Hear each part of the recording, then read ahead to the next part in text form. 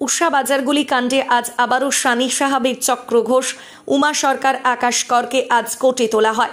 সরকার পক্ষের আইনজীবী সরকার লোধ জানান, আকাশ করকে 6 দিনের পুলিশ রিমান্ডের আবেদন করেন, উমা সরকারকে 3 দিনের পুলিশ রিমান্ডের আবেদন করেন। পাশাপাশি বীর চক্র ঘোষ এবং সানি সাহাকে জেল কাস্টাডির আবেদন করেন।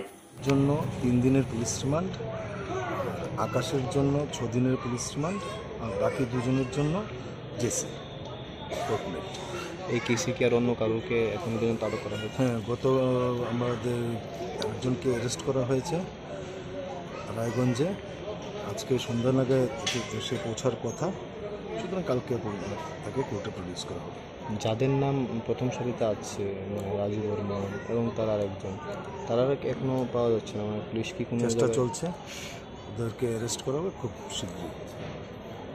বিপক্ষের উকিল একটা দাবি তুলেছে, যারা ভিকটিমস হয়েছে তাদেরকে ভীষণভাবে আঘাত করা হয়েছে পুলিশ রিমান্ডে। সেই বিষয়ে এটা দেখুন, এটা সে যখন থানাতে ছিল টয়লেটে যেতে গিয়ে পড়ে গেছে, সুতরাং হি সাস্টেইন ইনজুরিজ। এভাবে এখন ওরা মিথ্যে কথা বলছে, কোর্টে এসে বলছে, কারণ just to avoid the police remand they have taken this.